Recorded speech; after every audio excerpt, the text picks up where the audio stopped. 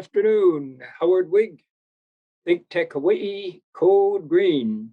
I am very honored today to have as my guest Nicola Hedge, Deputy Director of the Resilience Office, City and County of Honolulu. Those of you familiar with the energy scene know that for years, City of Honolulu has been really aggressive, one of the most progressive cities in the entire US of A in promoting environmental health and taking the lead. And the current Resilience Office is absolutely no exception to that. So it gives me great pleasure, Nicola, to bring you to the show. Now, there have been some changes in the Resilience Office of late. Begin by describing, if you would, the scope of what the Resilience Office does, and then we'll get into some details. So take it away, Nicola. Oh, well, thank you, Howard, and aloha. Thank you for inviting us and for all the work you do to promote conversation on these issues that we're working on. Obviously, there's a lot of folks in the community, in different public agencies, in the private sector that are really working hard and fast and diligently over a long time horizon to really make a change on the space that we're working in. So as you mentioned, I'm the Deputy Director of the Office of Climate Change, Sustainability, and Resiliency. So as you say, often simply we like to call the Resilience Office, but it's an exciting time, I think. This office was voted into the city's charter overwhelmingly by the voters in 2016. And I had the fortune to be able to join the office in 2019. So I've been here for the last 2 years or so, particularly helping to move forward some of the things that the city's doing on reducing emissions from the energy and transportation space. And really excited to be able to join the team as the deputy director. As you said, there's been some changes, but what is not changing is really the commitment to moving forward and partnering with community, with the private sector, with other local governments, or excuse me, state and federal governments, to really make sure that we are helping to see through kind of the vision of the voters when they made this office a reality. Work with obviously the mayor and the new administration, and also with the city council, to make sure that we are again really seeing forth their vision also, and commitment to take action on climate change, and build a more resilient Oahu. Um, I have a quick slide just to give you a quick summary, and without going into too many details about the roles and responsibilities of the office, because as written in the charter there, several fold. One is really making sure that as a city, we're first looking at how we walk the talk. How can we further green city operations, and making sure we're leading by example. Also looking at reducing emissions, which is something I hope we can talk a little bit about today. Yeah, that's Given impressive. Yeah. our first climate action plan underway. Also promoting resilient communities, and that is something that is really quite broadly defined in not only how we think about environmental resilience, but also social and economic, and how are we making sure that people, as we green our economy, as we decarbonize our economy, are also able to afford to stay here and are rooted, with community. Um, Also a role around coordinating with federal and state agencies, making sure that the city, we can't tackle these issues alone. So how are we reaching out proactively and working with yourselves at the Hawaii State Energy Office and others, particularly as we have, now a federal government that is really stepping back into the space in a very large way. Um, Also to look at ensuring that we have our plans, city plans, um, again, are in line with the values and our city's goals. And then also facilitating the city's climate change commission, which is actually meeting right now as we speak.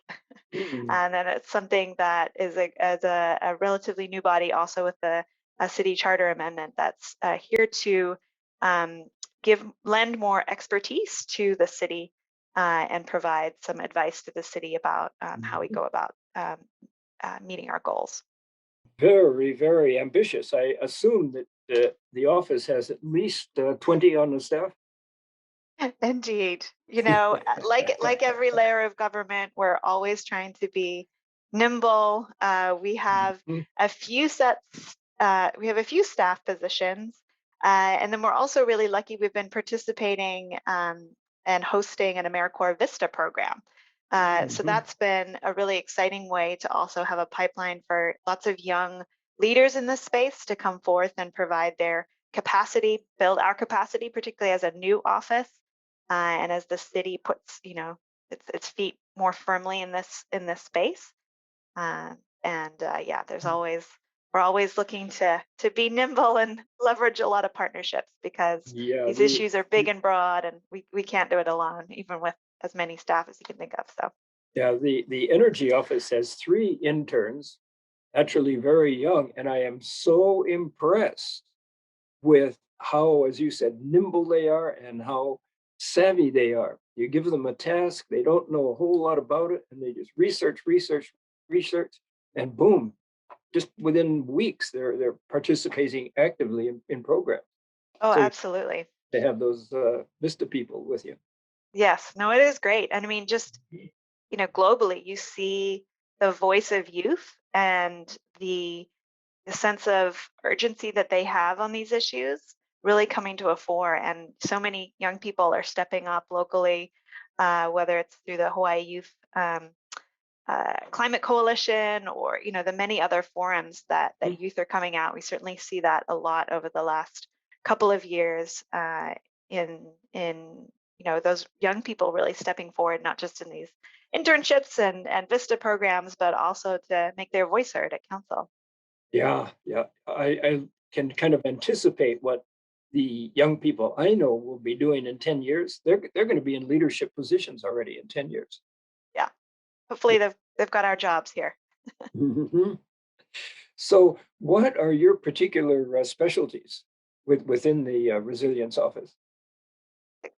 Great question. So it's a relatively new office, but we do really benefit, I think, from some greater definition that was provided by the passage of, it was Bill 65 at the time, Ordinance 20-47 now, which provides some more um, definition to the roles and responsibilities of our office. And so really established some more guidance beyond what I had mentioned is in the city charter and outlines that we shall have a program around energy, around coastal and water issues, around climate resilience and equity, and ensuring that not only are we moving forward, but we're also keeping those communities that are at the front lines of a lot of the impacts, but hopefully also of the solutions.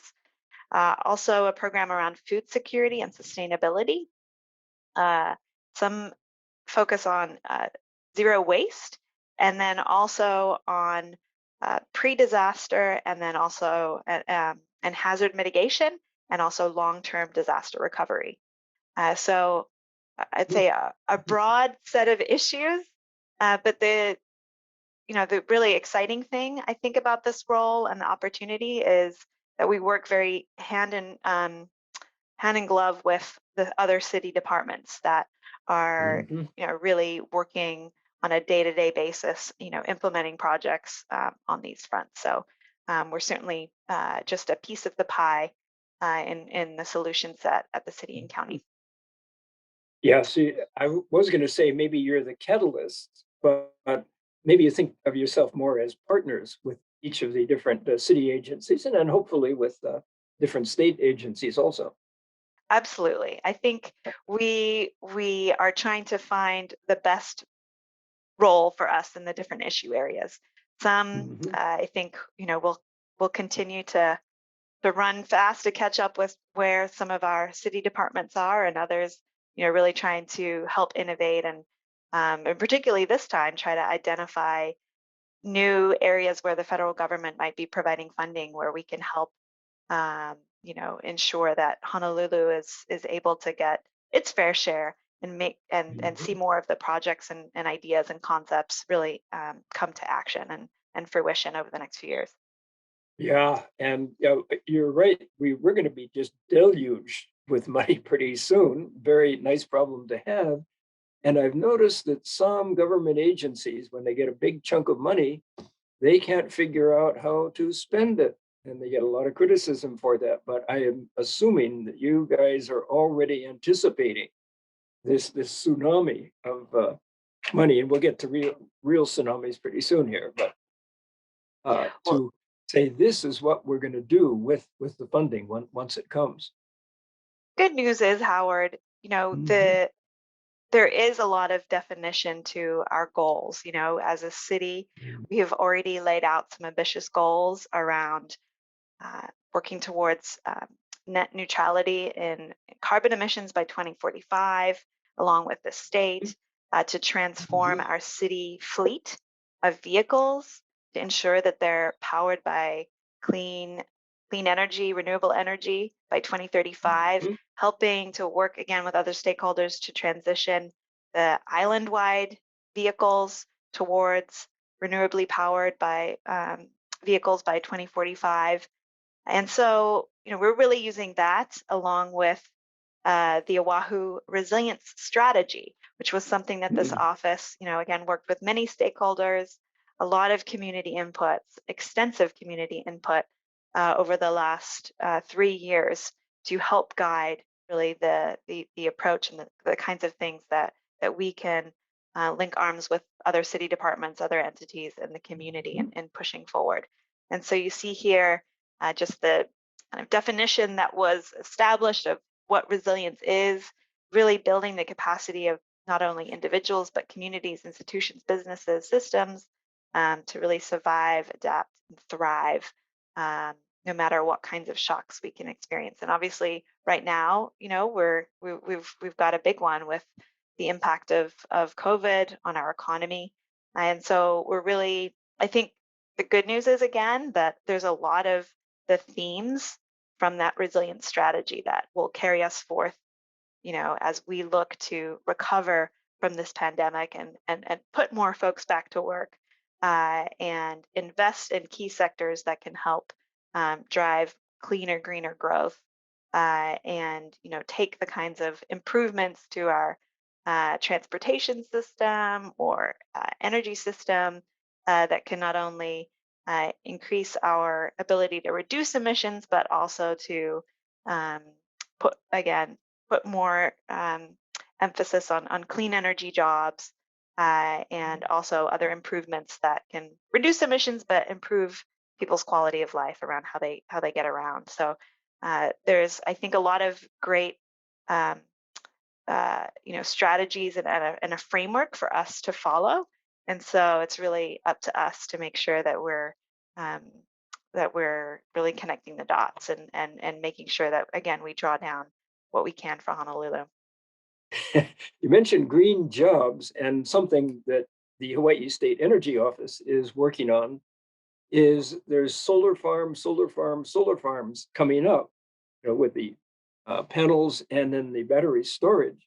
So that's where we are seeing a creation of a lot of green jobs. What sort of green jobs are you working on there? Well, I know, we're really looking holistically, particularly, and I'd love to Mhm. chat a little bit about our forthcoming climate action plan, which I think Sure, sure. will provide some definition to the kinds of things that we're hoping to move forward. It's really Mhm. exciting. It's the city's first ever climate action plan, something that when the federal government stepped away from the Paris Climate Agreement, the city stepped into and said, "We're actually going to Mhm. make sure we're doing our part." And so, with a lot of community input, we drafted what is soon to be released as our the City and County of Honolulu's first ever climate action plan. with the kinds of strategies in there that you can see in front of you. And so I think you can see there around um, not only encouraging density and mixed land use in strategic areas, so really trying to continue a focus on transit-oriented development, enabling Mhm. green transportation. So everything from more complete streets around biking and walking, but also around the electrification of transportation, encouraging more transportation options through parking efficiency.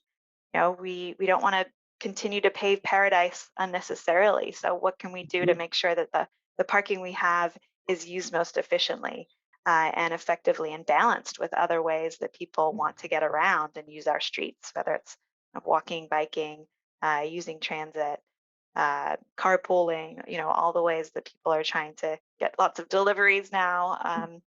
So also electrifying our fleet. Um, you mentioned a lot of focus on solar. We have the stellar reputation as America's #1 solar city in terms of how much solar rooftop we have. But we know that we can't just rely on solar. We need to do an all of the above strategy. So it's really beholden on us to make sure we're looking at the city's facilities, making sure we're maximizing all the rooftop space, the city, the land that we might have to promote renewable energy, and also invest in energy efficiency. That's one of the big strategies as well, making sure that we're working with the Hawaii State Energy Office, with Hawaii Energy, and with the private sector, and also on our own facilities to make sure that we're not over-investing and building new renewable energy that we quite frankly don't need because we can be more efficient and make sure we're um, saving taxpayers' dollars or other residents and commercial entities have really maximized what they can through energy efficiency. And then a big piece of the climate action plan is also focused on waste. That's the other big sector that the city has um, an influence over, and we really hope to see not only promoting waste prevention but also maximizing the waste as a resource as much as possible. Mhm. Um, just a quick slide on the Oahu's greenhouse gas emissions. I think that is illustrative because it shows where we're coming from in terms of the um, where is our contribution, where is our kuleana collectively on Oahu to reduce emissions. So you can see, um, you know, since 2005, which was the first BA, we've made a lot of good progress to reduce emissions, and that's the impact of the state renewable portfolio standards and the cleaning of the grid, other improvements that we've made. But the last few years on that chart, you can see are actually starting to creep up again. And so we really do need to have an intentional focus on what we can do to reduce emissions, and particularly as we're gearing back up, we're seeing more tourism, our economies are opening back up again collectively, globally, to make sure that we continue to make sure we can have growth without our emissions also going up. Well, one of the unfortunate or fortunate spin-offs of the COVID economy, if you will, was the decrease in tourism from 10 million visitors a year to maybe it was 1 million, something like that. This plummeting. So it'll be interesting to see the after effects of that. And of course, we have to have tourists back. There's tens of thousands of jobs, and we Oh, need to get them back. But something I think that both you and we in the energy office are looking at is there's all these unemployed young people who used to work in Waikiki and related sectors, and let's get them trained for green jobs. I know you people are promoting that also. Absolutely. I think I'm confident there's a lot more opportunity to take advantage of some of the federal funding through the American Jobs Plan that's coming down from the federal government, and however that may land in terms of the actual legislation and the different funding sources. But it's certainly Mhm. something that we will want to work diligently on and make sure that we can see as other states and cities continue to see that we can have a strong economy and a healthy environment at the same Mhm. time, and really make sure that those, we're squarely focused on those two indicators, Yeah, yeah. moving together ahead. And yeah, I think for the city, one of the things that we're really tried to look at through this climate action plan is the ways that we can not just focus on, the emissions, but what it means for community. So I have a quick slide with just a few images of some of the things that community has really said that they are highly in support of. We've done some public opinion polling throughout our public outreach process. You can see that 8 in 10 residents of Oahu are really concerned about the impacts of climate change. 7 in 10 at least see a lot of support in taking some of the tangible changes that we can make, whether it's updating building codes, which I know, Howard, you spend many a show, Mm. much of your time on, and making sure that we're seeing progress in energy efficiency, and also looking at our streets and not just catering to single occupancy vehicle uh, transportation, Mhm. making sure that we do have and continue to have a robust program around complete streets and thinking about the many users that are trying to move around Oahu, and how it can also improve people's options really, and the affordability of how they live, and how we also get around. I've worked downtown, and more I'm seeing, especially young people, propelling themselves with the either human-powered scooters or these teeny little, two-wheeled scooters with these teeny little electric motors on them. Can't get much more efficient than that. And of course, bicycling, more and more and more popular also. Absolutely. I think, you know, transportation is changing so fast, and we need to keep up with that, really in terms of how we're investing in our streets, making sure that we're enabling people to have more options. And not everyone's going to be a biker. Not everyone's going to be on a scooter. Not everyone's going to be on the bus. Not everyone's going to be driving. But collectively, we're all going to be doing those things. And so, we have a really robust and growing Complete Streets program, and you'll see that as part of our climate action plan. And there's a lot of uh, co-benefits from these kinds of things. Even if you're not a biker, the bike paths have shown that there's measurable improvements from that kind of infrastructure going in for people walking.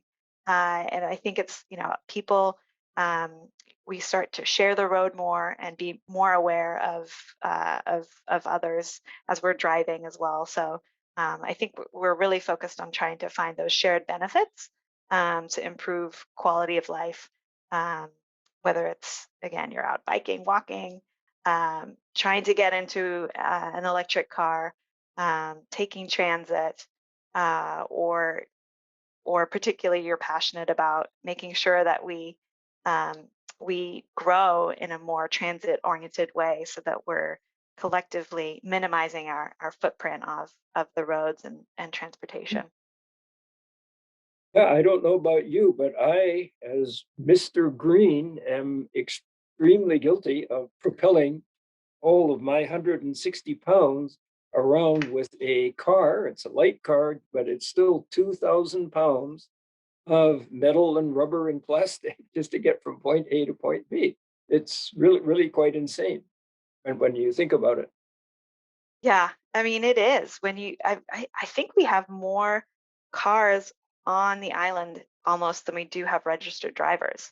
That's It's a true. reality. It's a reality at this moment in Mhm. time that we have, and just the reality for families to get around, that cars are part of our future as well. So how can we make sure that cars are as much as possible electric, but then that we're also continue to provide other options for people to get around. I know my having two little kids has made me connect back again with scooters and bikes and walking and the bus. And so, we hope to continue from the city and county to make sure that we're providing a greater set of options for people. Ultimately, seeing that curve bend that I mentioned about our emissions as well. Now, you mentioned the electrification of everything, including electric cars. The city is getting a couple of electric buses, I think, even as we speak. Now, Yes. if we have all of this new use of electricity, and even though our buildings and homes are getting more efficient, we're still going to need more electricity. Where in the world does all that come from? Right. I mean, I think that's that's what Mm. many stakeholders are working on, right, Yes, Howard? yeah, it's a big Um, one. Yeah. it is a big one. We have really ambitious goals. I know you've said on other shows that Hawaii has really led the way in committing to 100% clean energy by 2045. And Mhm. certainly we're looking at what we can do as a city, um, particularly with the coal power plant coming offline, making sure that you know, we are playing a role in making sure that renewable energy projects are moving forward, but we're also working, with community voice at the table and making sure that that we do this in a way that we can continue to make sure that this revolution, clean energy revolution, really benefits as many people as possible. I know again the focus also and making sure we don't lose sight of efficiency. The cheapest energy to produce is the one that is the kilowatt that we don't need to because we're continuing to make sure that we're saving energy and our building stock is only getting more efficient as technology does. So a lot to do, and we really appreciate the partnership with the Hawaii State Energy Office, with community. We certainly have a lot of, and we'll continue to, a lot of outreach with our processes. I definitely invite people to check out more about our office at resilientoahu.org. We have a lot more about our resilience strategy, about the climate action plan, um, things that folks can do to get involved, and also how to contact us if people have more questions. Absolutely. And just to maybe give some examples of efficiency, a refrigerator, standard old household refrigerator that was, say, 30 years old, and there still are some 30-year-old refrigerators out there, consumed an average of about 1,400 kilowatt hours a year. That's a lot of kilowatt hours, a lot of electricity. A brand new Energy Star refrigerator, same size with all the brand new bells and whistles, 400 kilowatt hours a year. It does a better job for what is that, one fourth as much energy. That's just one example of what we can do with energy efficiency. And that's something that you're pushing and something that my office is pushing. And then when we Absolutely. get over to electric cars, they get an equivalent. You measure the energy input versus the mileage output, they get something like 150 equivalent of 150 miles per gallon. So that's the type of efficiency that we're after here. Absolutely. And if we can get more of those, again, solutions into people's hands and help them save money as well, Mhm. that's really ideal and help facilitate this broader transition and this broader arc to move towards clean energy and emissions reduction. Yes. So excited And to then continue to work with you. yeah, I'm sure you're aware that the lower a family's income, the higher percentage is the energy bill. So if we can help the lower income people get really, really efficient, that's a lot of badly needed dollars right into their pocketbook there. Absolutely. We have some data again as we're closing up in our annual sustainability report. We're also just about to come up with our third annual, and it does have some information there around energy burden and really making sure that, again, not just energy efficiency everywhere, but especially where it means the most.